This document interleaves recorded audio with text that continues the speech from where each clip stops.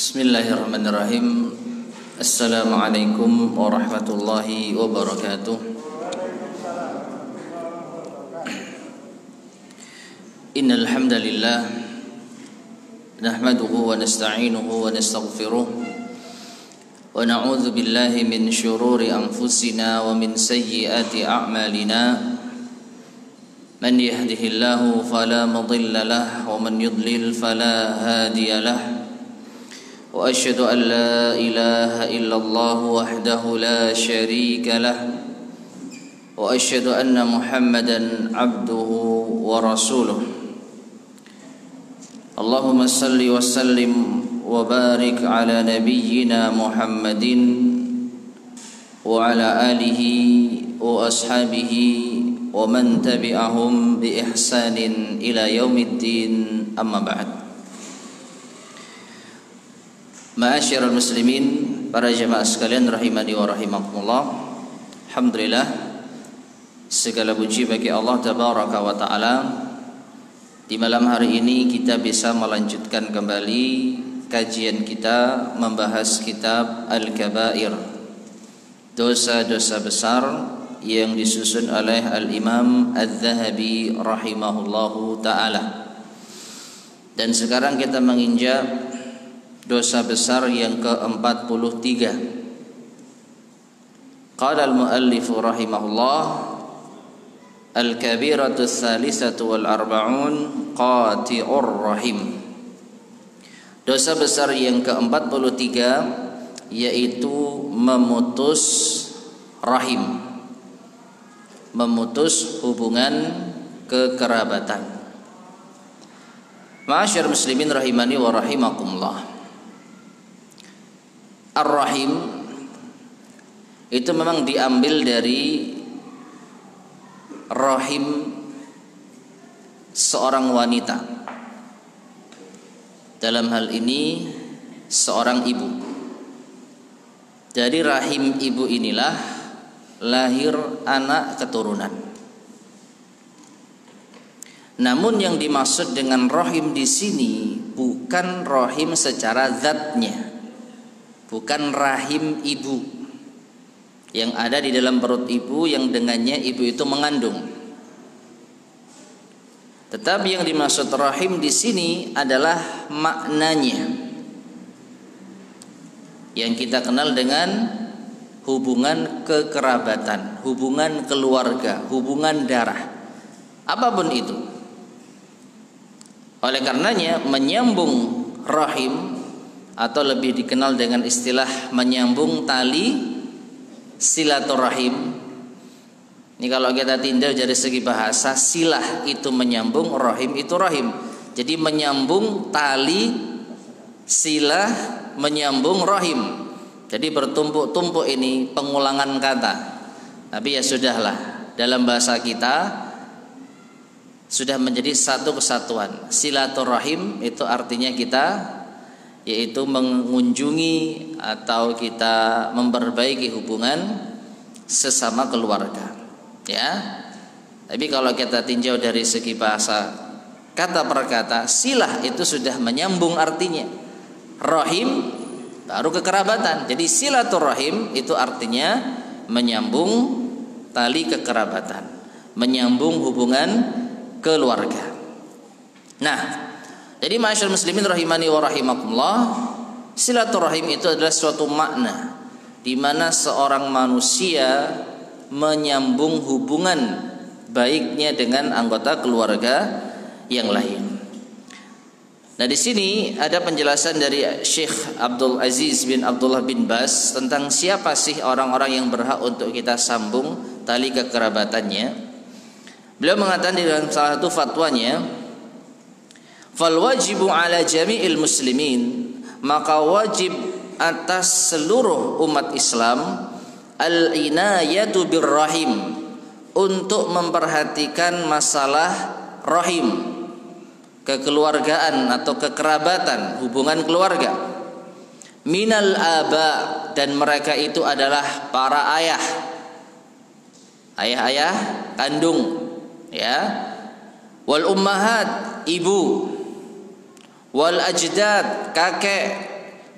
wal jaddat nenek, wal aulad anak-anak, wal ukhuwah wa auladihim saudara-saudara dan anak-anak mereka, wal a'mam wal ammat pamam dan bibi dari jalur ayah, saudara dan saudarinya ayah, wal akhwal dan juga saudara-saudarinya ibu.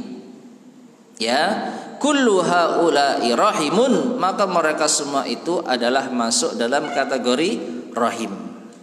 Mereka punya hubungan apa? Keluarga, punya hubungan darah, punya hubungan kekerabatan. Wa kullu man kana aqraba kana ashadda fi ithmi qati'atir rahim. Dan semakin dekat hubungan itu, maka semakin berat dosa kalau diputuskan hubungan rahimnya. Ya. Wa kana a'zamu atau wa kana a'zama fil ajri fi waslihi. Dan semakin dekat hubungan itu, semakin besar pula pahalanya kalau disambung. Nah, dari sini ma'asyar muslimin rahimani wa rahimakumullah, maka silaturrahim, menyambung tali kekerabatan, itu berlaku bagi orang-orang yang tadi kita sebutkan. Ya, anak kepada ayahnya, anak kepada ibunya, kepada kakeknya, kepada neneknya, kepada saudaranya, kepada pamannya, kepada bibinya, kepada ponakannya, sampai pun kepada anaknya sendiri, sampai pun kepada cucu-cucu mereka sendiri. Ini termasuk dalam cakupan apa? Rahim. Yang mana kita sebagai umat Islam dituntut untuk menyambung hubungan kekerabatan tersebut. Nah, sebaliknya, di dalam Islam kita dilarang keras untuk memutus hubungan tersebut. Kita dilarang keras untuk memutus hubungan, yaitu kekerabatan tersebut. Dan disinilah al-muallif al-Imam Az-Zahabi rahimahullah ta'ala akan membawakan dalil-dalil terkait masalah ini. Namun sebelumnya perlu kita perhatikan ma'asyar muslimin rahimani wa rahimakumullah, bagaimana dan apa ya hakikatnya kita itu disebut orang yang menyambung atau orang memutus silaturahim. Maka di sini juga kita dapatkan penjelasan dari Syekh Abdul Aziz bin Abdullah bin Baz rahimahullah. Beliau menyebutkan di salah satu fatwanya, ma fi haddin mahdudin silaturrahim. Tidak ada di dalam batasan tertentu yang namanya silaturrahim. Ya, bil kalamit thayyib, bisa dengan bicara yang baik. Jadi sekedar kita bicara yang baik dengan keluarga kita, paman, bibi, ya, yang tadi kita sebutkan. Ya, kita bicara yang baik kepada mereka. Wa muwasatil faqiri minhum, dan memberikan bantuan kepada orang yang fakir di kalangan mereka. Ada ponakan yang kesusahan, ada bibi yang kesusahan, ada paman yang kesusahan. Ya, ada saudaranya saudara yang kesusahan. Kalau kita bantu mereka, maka kita masuk kategori menyambung silaturahim. Waraddis salami alaihim, bisa juga hanya dengan sekedar membalas salam. Wa bida'atihim bisalam, atau kita yang memulai mengucapkan salam. Wa i'anatihim alal khairi, menolong mereka di dalam kebaikan. Kullu hadza min silaturrahim. Ini semua termasuk silaturahim, termasuk menyambung tali kekerabatan. Nah, demikian pula waqati'atur rahim, sedangkan memutus rahim, memutus hubungan kekerabatan, malah haddun mahdudun, ini juga tidak ada batasannya.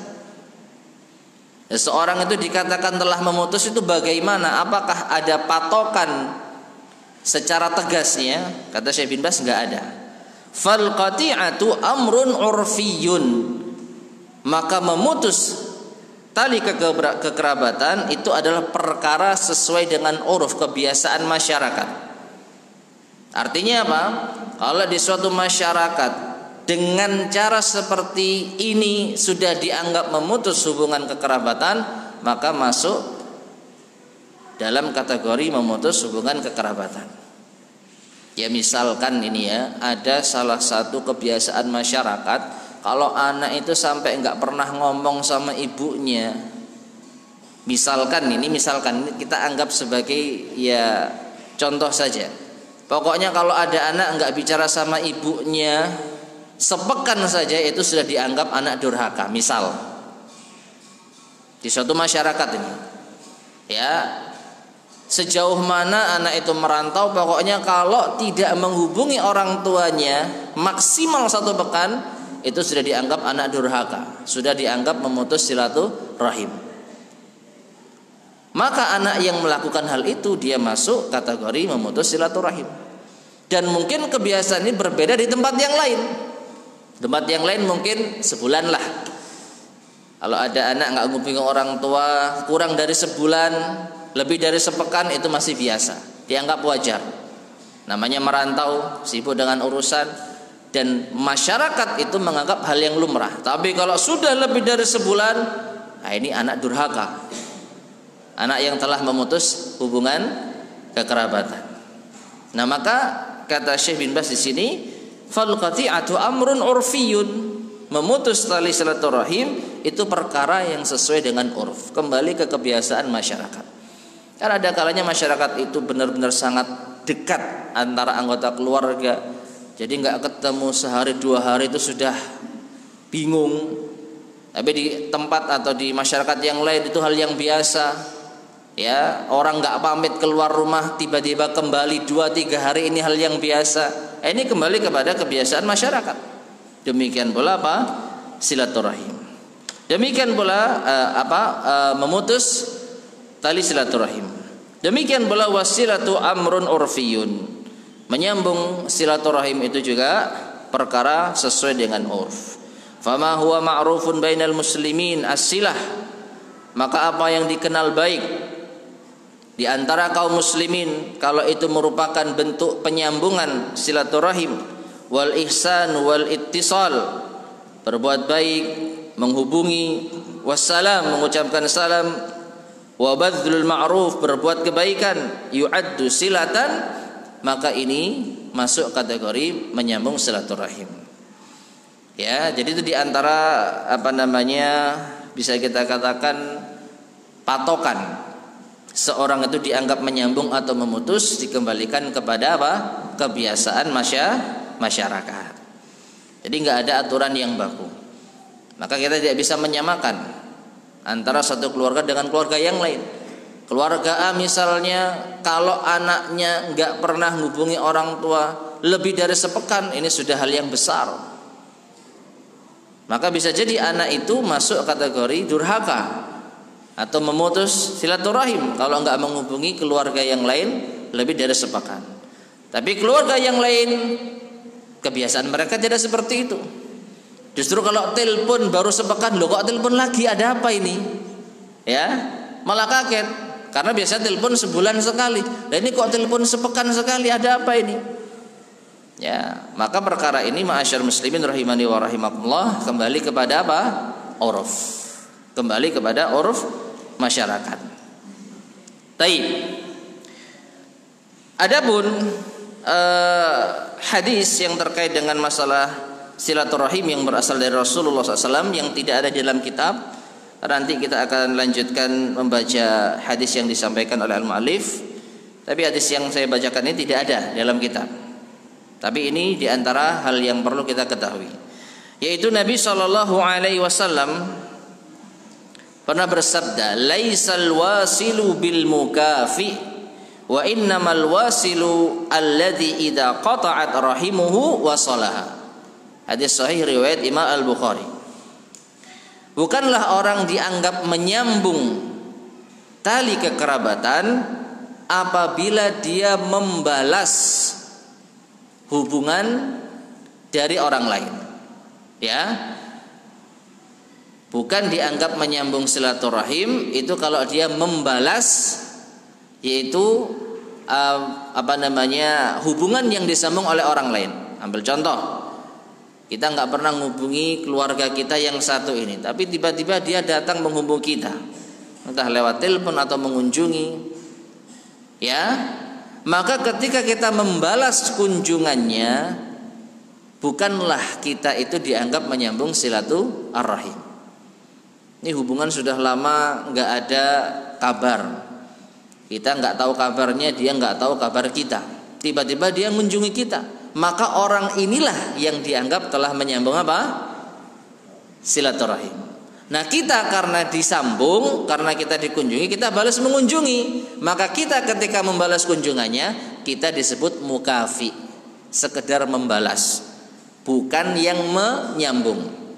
Ya, maka dari itu Nabi SAW bersabda, wa innamal wasilu, sesungguhnya orang yang menyambung silaturahim, alladzi idza qata'at rahimuhu, yaitu ketika hubungan itu terputus, seperti tadi nggak ada kabar, nggak ada yaitu informasi apapun, pokoknya nggak ada sama sekali kabar lah.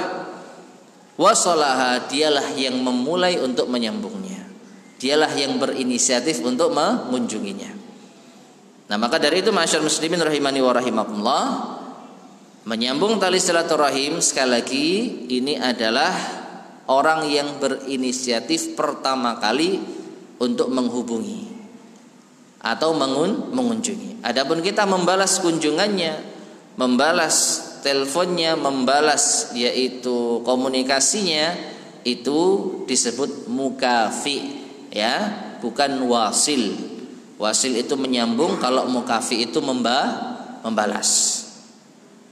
Taib. Kemudian satu hadis lagi masyarakat muslimin rahimani wa rahimakumullah yang perlu kita ketahui. Bagaimana sekiranya kita ini sudah berbuat baik, sudah tanya kabar, sudah mengunjungi, sudah menjalin komunikasi, tapi yang sana sama sekali tidak ada balasan, bahkan cenderung tetap berbuat dingin atau bahkan berbuat buruk, maka kita tetap diperintah untuk menyambungnya. Dalam hadis yang diriwayatkan oleh Imam Ahmad, Rasulullah Shallallahu Alaihi Wasallam didatangi seseorang yang mengadu, ya Rasulullah, innali qarabatan asiluhum wa yaqta'uni. Wahai Rasulullah, aku punya kerabat, keluarga yang ketika aku sambung hubungan itu mereka malah memutuskannya. Wa ahlimu anhum fayajhaluna alayya. Dan ketika aku bersikap lembut kepada mereka, justru mereka berbuat bodoh kepada diriku. Artinya mereka enggak balas kelembutan tersebut. Wa usinu ilaihim wa yusiuna ilayya. Dan ketika aku berbuat baik kepada mereka, maka mereka membalas dengan berbuat buruk. Maka apa kata Rasulullah SAW? Beliau mengatakan, in kana kama taqul laka annama tushiffuhumul mal. Kalau seperti yang kamu katakan, sungguh seakan-akan engkau telah memberinya suapan, yaitu debu. Ya, suapan debu kepadanya. Artinya apa yang kamu lakukan justru menjadi hal yang buruk bagi dirinya. Engkau berbuat baik dibalas dengan keburukan, seakan-akan kita memberi makan dia apa? Debu. Memberi makan perbuatan baik, tapi yang dimakan debu, perbuatan yang buruk. Wala yazalu ma'aka minallahi zahirun alaihim ma dumta ala dzalik. Dan senantiasa Allah akan menolong dirimu, Allah akan bersama dirimu, menolongmu atas mereka selama engkau terus berbuat hal tersebut. Ya, ini arahan dari Rasulullah SAW. Kalau kita sudah bisa membiasakan diri tetap berbuat baik kepada anggota keluarga kita, meskipun mereka membalas dengan keburukan, maka tenang saja, Allah akan senantiasa bersama kita, menolong kita atas gangguan mereka. Paling tidak kita diberikan anugerah kesabaran. Ini pertolongan Allah Azza wa Jalla. Jangan dikira ketika kita diam dari perbuatan buruk mereka, ketika kita diam dari cemoohan mereka, ya, kita sabar atas gangguan mereka, jangan dikira ini bentuk kelemahan, bahkan ini bentuk pertolongan Allah Subhanahu wa taala. Kalau Allah berkehendak kita dibiarkan membalas berbuat buruk yang serupa, maka akan mendatangkan madharat yang lebih besar. Tapi kalau kita diam, dalam artian kita diam atas gangguan mereka, sabar, maka ini pertolongan Allah kepada kita. Setiap kita dizalimi, maka kita akan mendapatkan balasan kebaikan nanti di akhirat. Maka terus, kalau Anda bisa bertahan menghadapi gangguan orang-orang atau keluarga yang seperti ini, lakukan. Ya.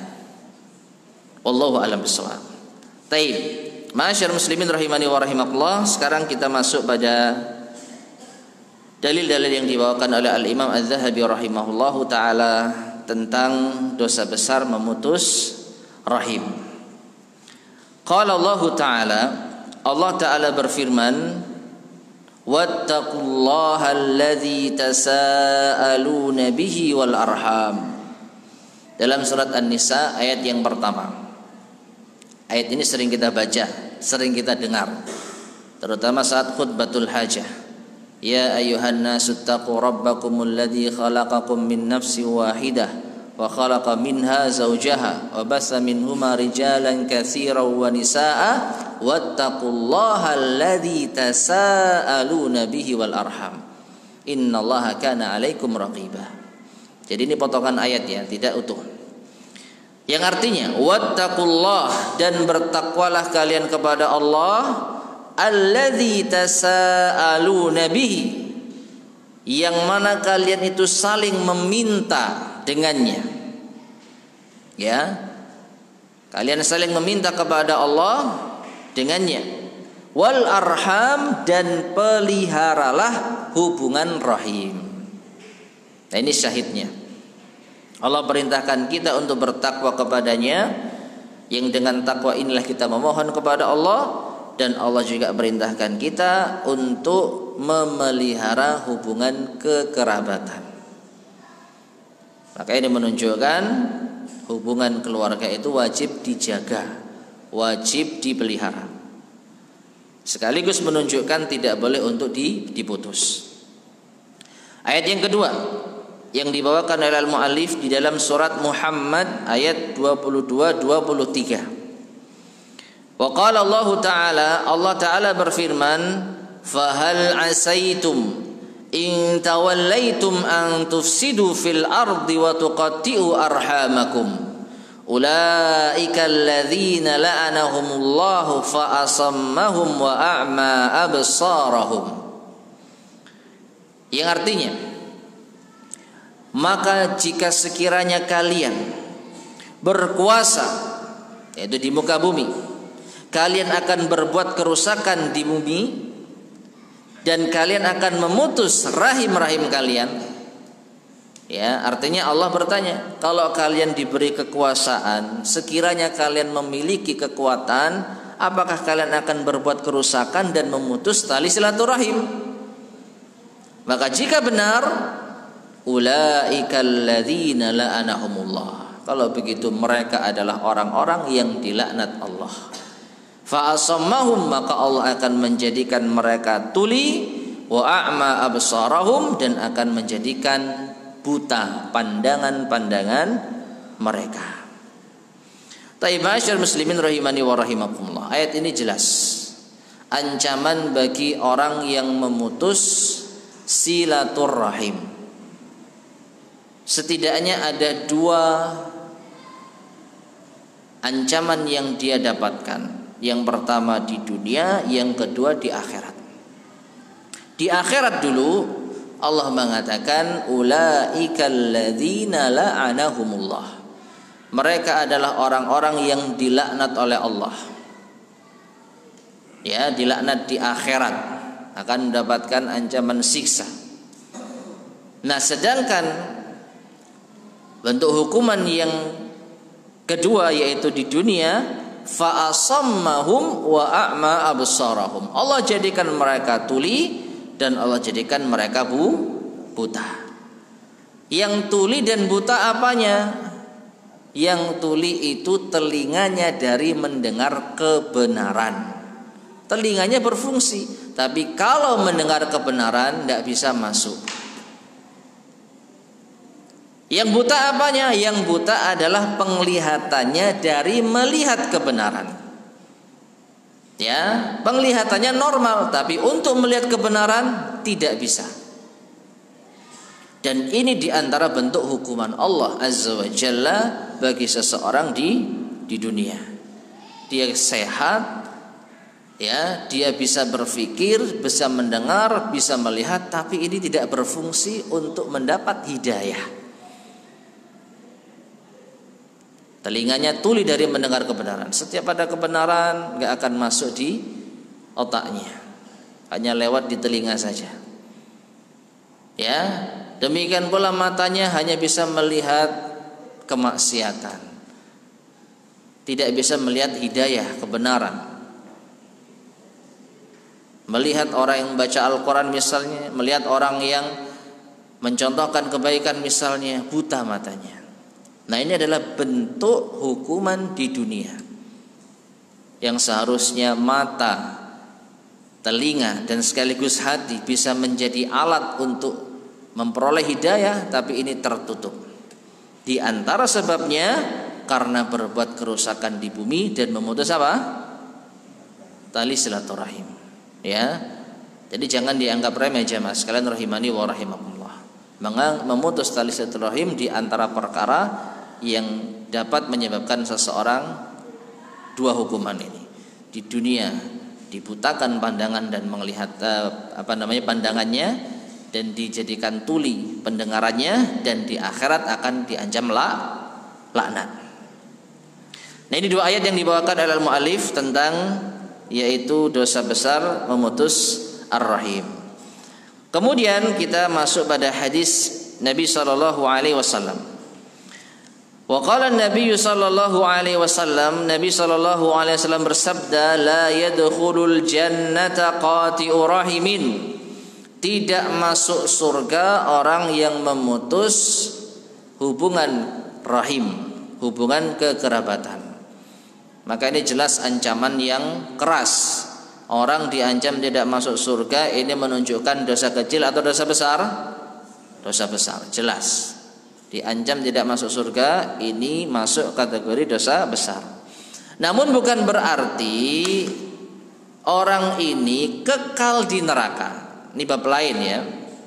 Dan ini sering kita wanti-wanti, ketika ada seorang yang diancam neraka, kalau dia masih punya iman, maka tidak berarti dia kekal di neraka. Ini akidah Ahlussunnah wal Jamaah.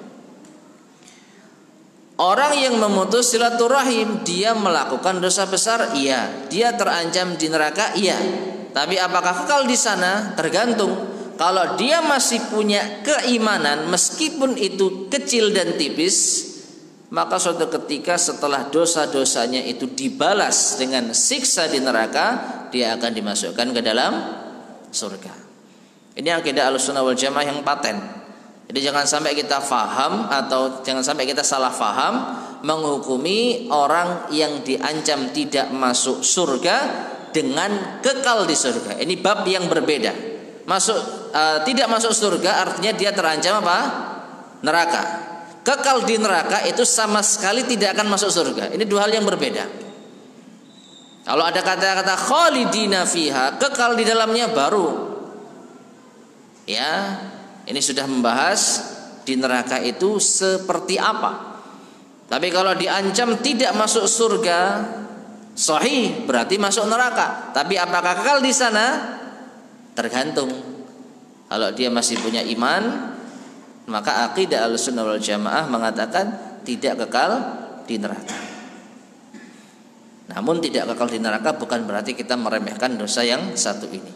Kalau bisa kita langsung masuk surga tanpa merasakan ada di neraka, kenapa tidak? Kan gitu ya. Lebih milih mana jamaah sekalian? Terus gak apa-apa wis. Yang penting mlebu surga, gak apa-apa disiksa sik gitu. Saya rasa gak ada orang yang mau seperti itu. Ya, oleh karena itu sebisa mungkin kita jauhi dosa-dosa besar supaya potensi kita masuk neraka itu kecil. Ya, sehingga potensi kita masuk surga langsung lebih besar. Nah, seperti itu. Hadis berikutnya, wa qala sallallahu alaihi wasallam, Rasulullah sallallahu alaihi wasallam bersabda, man kana yu'minu billahi wal yaumil akhir falyasil rahimah. Barang siapa yang beriman kepada Allah dan hari akhir, maka hendaklah ia sambung silaturahim. Ia sambung hubungan kekerabatan. Muttafaqun alaih. Jelas hadis ini menunjukkan tanda keimanan kepada Allah dan hari akhir dengan menyambung hubungan kekerabatan. Hadis berikutnya, wa qala sallallahu alaihi wasallam, Rasulullah sallallahu alaihi wasallam bersabda, "Innallaha khalaqal khalqa." Sesungguhnya Allah menciptakan makhluk, hatta idza faragha minhum, hingga ketika Allah selesai dari urusan menciptakan mereka, qamatir rahim, rahim pun berdiri. Faqalat, lalu ia berkata, hada maqamul a'idzi bika minal qati'ah. Ini adalah kedudukan dari orang yang memohon perlindungan kepadamu ya Allah dari memutus tali silaturahim. Artinya di sini orang baik ya Allah. Orang ini selalu minta perlindungan kepadamu agar dia tidak memutus silaturahim. Maka Allah mengatakan, "Na'am, iya." Kata Allah Subhanahu wa taala berikutnya, "Ama tardaina an asila man wasalak wa aqta'a man qata'ak?" Wahai Rahim, apakah engkau ridha kalau aku menyambung orang yang menyambungmu dan memutus orang yang memutusmu? Qalat, maka Rahim berkata, bala, mau ya Allah. Muttafaqun alaih. Hadis ini disepakati kesahihannya oleh Bukhari dan Muslim. Taib ma'asyar muslimin rahimani wa rahimakumullah. Hadis ini mungkin ada yang bertanya, Rahim itu katanya suatu makna, bukan benda yang ada di perut ibu. Ya. Kok bisa rahim itu berdiri dan berkata? Maka jawabannya mudah, ma'asyar muslimin rahimani wa rahimakumullah. Kalau Allah berkehendak menjadikan sesuatu yang tidak bisa bicara itu bisa bicara, maka itu perkaranya mudah bagi Allah Subhanahu wa taala. Pernah enggak kita dengar hadis maut itu disembelih, kematian disembelih? Pernah dengar enggak? Hah? Kalau kita bayangkan dulu, kematian itu kan suatu makna, bukan benda.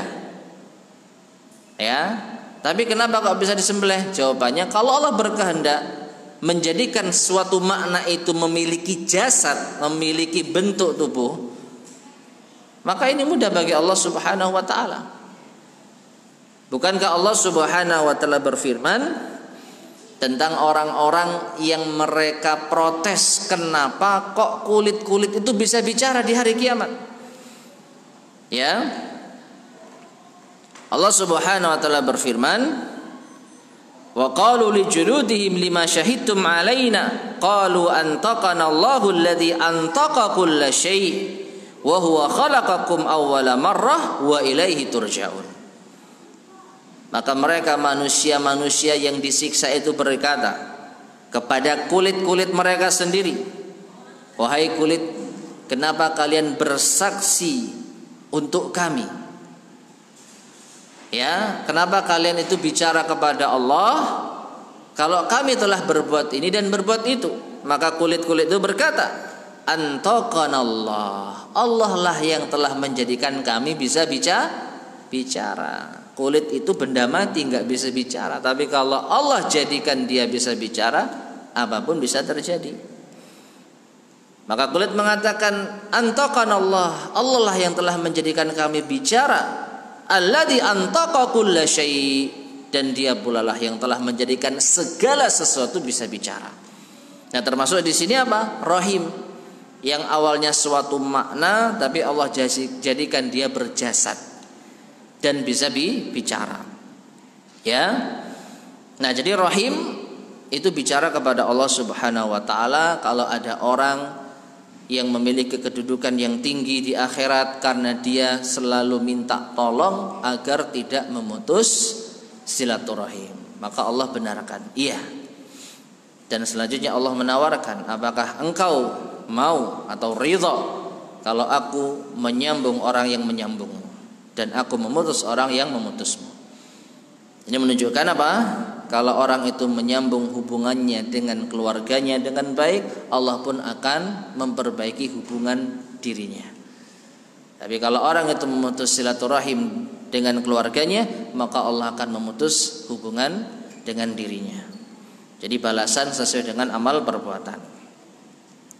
Baik, hadis berikutnya, wa qala sallallahu alaihi wasallam, Rasulullah sallallahu alaihi wasallam bersabda, "Man ahabba an yubsata lahu fi rizqihi wa yunsa'a lahu fi atharihi falyasil rahimah." Muttafaqun alaih. Barang siapa yang suka untuk dilapangkan rizkinya dan dipanjangkan umurnya, hendaknya ia menyambung rahimnya. Ya. Maka di sini muttafaqun alaih, disepakati kesahihannya oleh Bukhari dan Muslim, menunjukkan di antara keutamaan menyambung silaturahim, dipanjangkan umurnya dan dilapangkan rizkinya. Namun para ulama kita berbeda pendapat. Yang dimaksud dilapangkan rizkinya, yang dimaksud dipanjangkan umurnya seperti apa? Minimalnya ada 4 pendapat. Saya ringkaskan saja. Yang pertama yaitu diberi kekuatan di dalam jasadnya. Ya. Jadi orang yang dipanjangkan usianya yaitu dijadikan kuat jasadnya, enggak sakit-sakitan masa kita. Sehat. Ini pendapat yang pertama. Pendapat yang kedua al-barakah, yaitu diberkahi umurnya. Umurnya tetap enggak tambah, tapi dijadikan produktif. Ya, kesehariannya itu melakukan hal-hal yang bermanfaat. Kalau orang lain menyia-nyiakan waktunya, orang ini yang menyambung silaturahim itu apa? Mendapatkan manfaat dari waktunya. Barokah. Ini pendapat yang kedua. Pendapat yang ketiga adalah baqa'u dzikrihi al-jamil ba'dal maut. Yang dimaksud dipanjangkan umurnya yaitu ketika mati namanya masih disebut, dikenang. Jadi seakan-akan dia enggak mati. Seakan-akan umurnya masih panjang. Ya, dalam hal ini contohnya siapa? Rasulullah sallallahu alaihi wasallam. Beliau sudah wafat meninggalkan kita, tetapi nama beliau setiap hari disebut di masjid-masjid. Qala Rasulullah sallallahu alaihi wasallam. Majelis-majelis hadis senantiasa menyebutkan tentang Rasulullah sallallahu alaihi wasallam. Ya, jadi beliau sudah meninggal tapi nama beliau senantiasa dikenang. Nah, orang yang menyambung silaturahim ketika dia mendapatkan panjang umur, itu diantara pendapat para ulama seperti ini. Umurnya tetap tapi namanya tetap dikenang oleh orang-orang yang masih hidup. Dan yang terakhir, yang keempat adalah benar-benar ditambah usianya secara hakiki.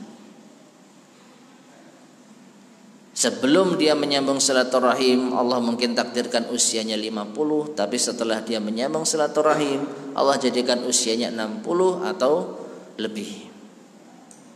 Dan ini diantara pendapat yang dikuatkan oleh Syekh Al-Albani rahimahullahu ta'ala. Beliau menegaskan di dalam kitabnya Sahih Al-Adab Al-Mufrad secara ringkas, hal ini tidak bertentangan dengan umur manusia yang sudah ditetapkan. Karena apa? Karena adanya amalan silaturahim dan bertambah usia gara-gara silaturahim, ini pun juga sudah ditetapkan jauh-jauh hari ya di Lauhil Mahfuz. Jadi tetap ada sebab akibat. Ya, dan ini tidak ada yaitu istilahnya perubahan yang tidak tercatat di dalam Lauhil Mahfuz. Ya, jadi awalnya dia ditakdirkan 40 tahun. Itu tercatat di Lauhil Mahfuz, tapi gara-gara dia melakukan silaturahim, akhirnya Allah jadikan usianya lebih dari itu, dan itu juga tercatat di Lauhil Mahfuz. Jadi tidak ada yang berubah. Dan pendapat terakhir ini sekali lagi di antara pendapat yang kuat, memahami hadis sesuai dengan hakikatnya. Jadi benar-benar apa? Ditambahkan usianya. Wallahu a'lam bishawab. Sudah masuk waktu Isya ya. Fadhal, bisa ada terlebih dahulu.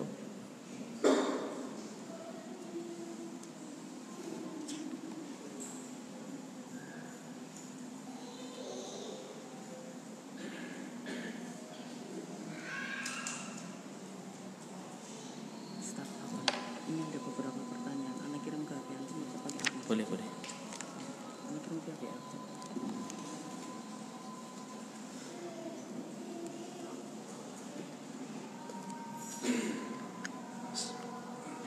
Allahu Akbar, Allahu Akbar, Allahu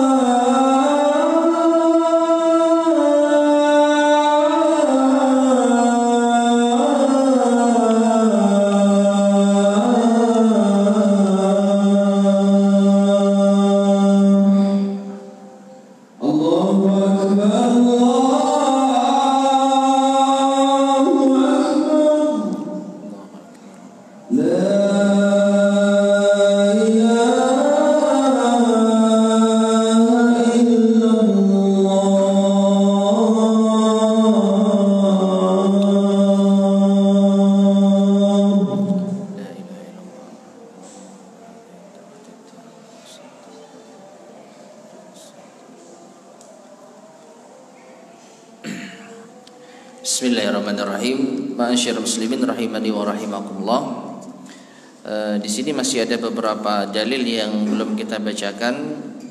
Namun karena di sini ada pertanyaan, mungkin kita cukupkan sekian dulu. Insyaallah akan kita lanjutkan biiznillah pada pertemuan berikutnya. Ada pertanyaan. Assalamualaikum Waalaikumsalam warahmatullahi wabarakatuh. Bagaimana jika ada seorang anak yang serumah dengan orang tuanya, namun sama sekali si anak diam tidak menyapanya? Apakah ini termasuk bentuk memutus silaturahim? Bagaimana jamaah sekalian? Di masyarakat kita, anak tidak nyapa orang tua sama sekali, ini masuk kategori durhaka enggak? Sepakat ya? Jelas. Apalagi diam tidak menyapanya, maka ini masuk kategori anak durhaka. Dan tentu saja ini bentuk pemutusan silaturahim, meskipun serumah, meskipun bertemu, meskipun melihat. Ya, jadi yang dianggap menyambung itu ya kembali kepada uruf tadi. Anak yang jauh dengan orang tuanya tapi rajin telepon, rajin tanya kabar, rajin ngirim uang misalnya, ini masih dianggap anak yang berbakti dan anak yang menyambung silaturahim, meskipun jasadnya tidak bersama orang tuanya. Nah, sedangkan kasus ini jasadnya ada tapi jiwanya nggak ada, jiwanya hilang, entah apa yang dipikirkan. Tapi ini dilakukan ke semua orang atau kepada orang tuanya saja? Kalau semua orang berarti mungkin dia bisu, dia nggak nyapa orang tuanya karena nggak bisa bicara, ya berarti bisu. Tapi kalau dia sama orang lain, rame, nyapa, tegur sapa, kemudian mau bicara, tapi sama orang tuanya nggak mau, ya jelas ini bentuk pemutusan silaturahim.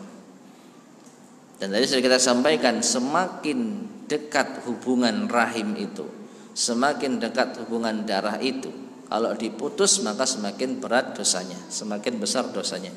Memutus hubungan dengan ibu beda dengan memutus hubungan dengan ponaan, dengan saudara. Lebih berat memutus hubungan dengan ibu. Ya, dan ini sudah kita sampaikan ya, pembahasan tentang durhaka kepada orang tua ya. Kalau nggak salah pernah ya? Belum. Termasuk dosa besar? Oh, belum ya ternyata.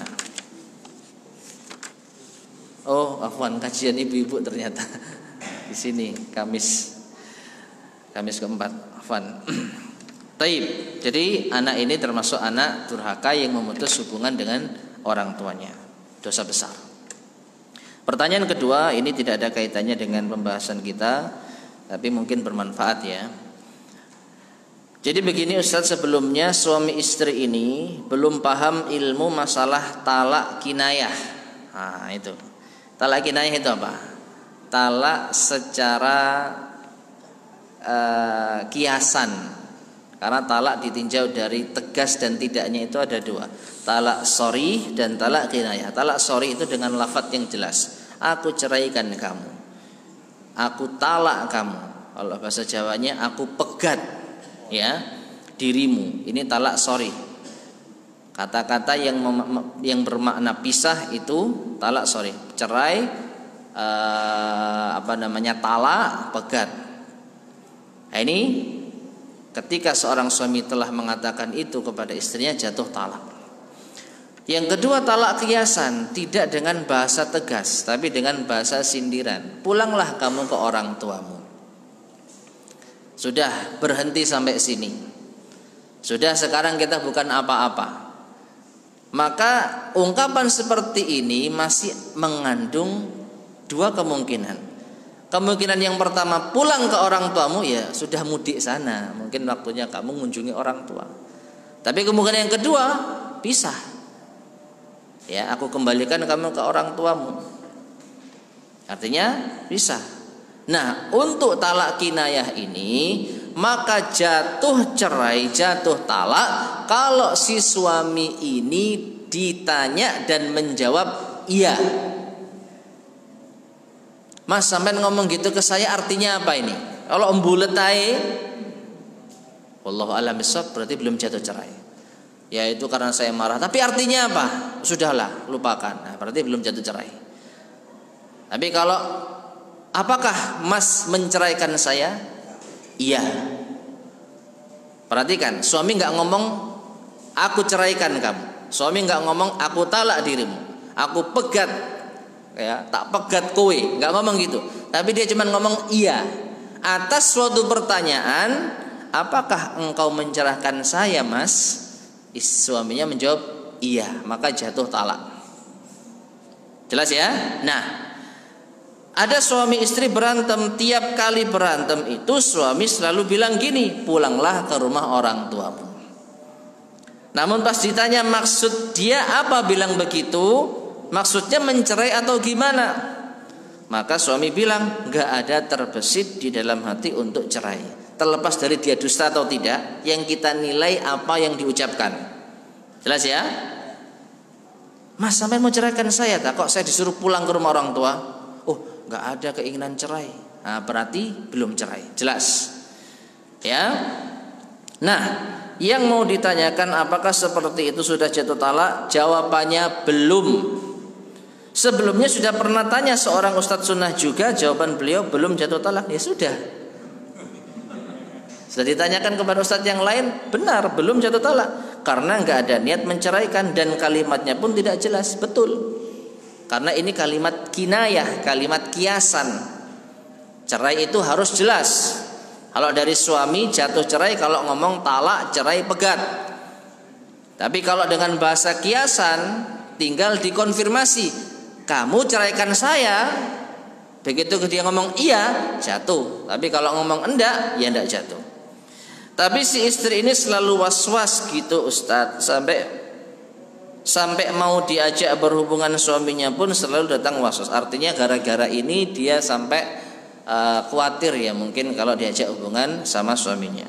Maka wallahu a'lam bishawab, nasihat bagi seorang suami tentu saja hindari kalimat-kalimat yang menjadi sebab suami istrinya apa? Was-was, ya. Jangan sering-sering mengucapkan seperti itu. Dan khawatirnya dusta jamaah. Sebenarnya dia ingin cerai tapi karena ditanya dikonfirmasi akhirnya nggak jawab, iya. Bagaimana itu hukumnya? Wallahu alam, belum jatuh cerai, tapi dia dosa telah dusta. Dalam hatinya cerai. Kamu pulang ke rumah orang tuamu. Artinya aku sudah bosan, aku ingin pisah. Begitu suaminya istrinya tanya, "Sama menceraikan saya?" "Oh enggak kok." Ini pengecut ya. Ya, jadi dia dusta. Dosanya dosa dusta, tapi hubungan mereka tetap sah suami istri karena kita melihat dari zahirnya. Wallahu a'lam bishawab. Ada lagi yang disampaikan mungkin? Ya. Jika pasangan kita nggak ada, terus kemudian cuma ada anak kita yang nyambung silaturahmi, itu dapat pahalanya si anak atau suami itu? Suami ke istri? Maksudnya bukan ke keluarganya istri, karena kan istri kita dengan keluarga istri itu tidak ada hubungan kerabat. Jadi kalau kita menyambung hubungan dengan mereka tidak dikatakan menyambung silaturahim. Tapi karena kita ngajari anak kita menyambung hubungan dengan mbahnya, dengan kakek neneknya, minimal kita dapat pahala mereka karena ngajarkan kebaikan. Jadi yang dapat pahala silaturahim mereka, tapi kita dapat kebaikan dari anak-anak kita tersebut. Mungkin seperti itu. Wallahu a'lam bishawab. Cukup ya.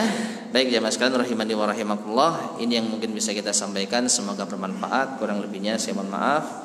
Kita akhiri subhanakallahumma bihamdika asyhadu an la ilaha illa anta astaghfiruka wa atubu ilaik. Walhamdulillahirabbil alamin. Wassalamualaikum warahmatullahi wabarakatuh.